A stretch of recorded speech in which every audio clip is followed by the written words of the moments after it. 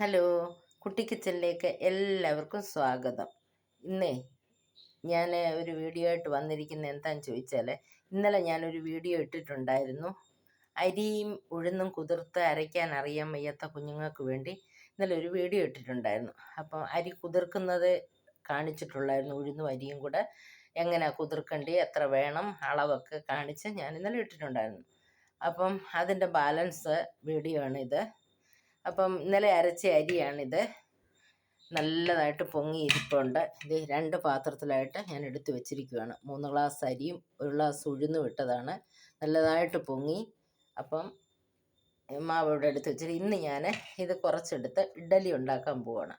അതിനായിട്ട് ആവശ്യത്തിനുള്ള ഉള്ളി, ഇഞ്ചി, പച്ചമുളക്, കറിവേപ്പില. ഇഡലിയോ ദോശയ്ക്കോ ഇത് കൊള്ളാം കേട്ടോ. അപ്പോൾ നമുക്ക് കറി ഇല്ലെങ്കിലും ഒരെണ്ണം എടുത്ത് കഴിക്കാം. ഉപ്പ് ആവശ്യത്തിന്. ഇനി നല്ലതായിട്ട് ഇളക്കി യോജിപ്പിച്ച് നമുക്ക് ഇഡ്ഡലി ഉണ്ടാക്കാം. ഇഡ്ഡലി തട്ട് നമ്മളിവിടെ വെച്ചിട്ടുണ്ട്. ഇനി നമുക്ക് മാവ് കോരി അതിലേക്ക് ഒഴിക്കാം.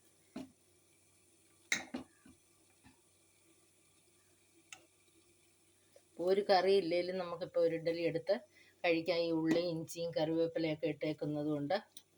പിന്നെ ഞാൻ ഈ അരി അരച്ച സമയത്ത് ഒരു തവി ചോറും കൂടെ അരച്ചിട്ടുണ്ട്. ചെറിയ തവിക്ക് ഒരു തവി ചോറൂടെ അരച്ചിട്ടുണ്ട്. അതുകൊണ്ടാണ് ഇത്രയും നല്ലതായിട്ട് പൊങ്ങിയിരിക്കുന്നത്.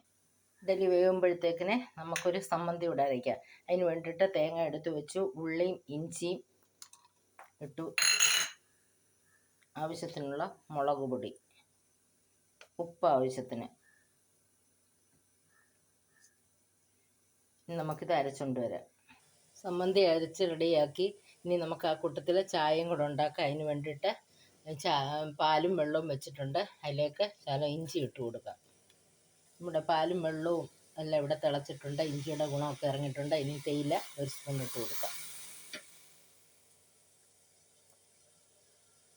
നമ്മുടെ ചായ ഇവിടെ റെഡി ആയിട്ടുണ്ട്.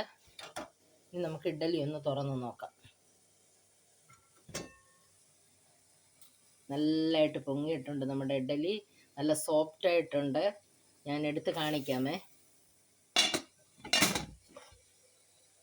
നമ്മുടെ കടുക് ഇട്ടിട്ടുണ്ട്. സമ്മന്തിക്ക് കടുക് വറുക്കാൻ വേണ്ടിയിട്ട് 2 വറ്റൽമുളക് ഇട്ടു.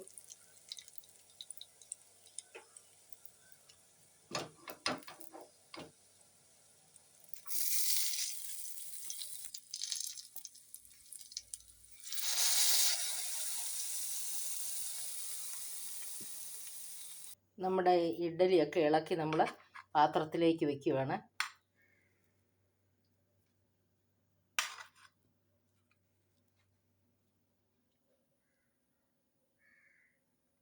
അപ്പം നമ്മുടെ ഇഡ്ഡലി ഇവിടെ റെഡി ആയിട്ടുണ്ട്.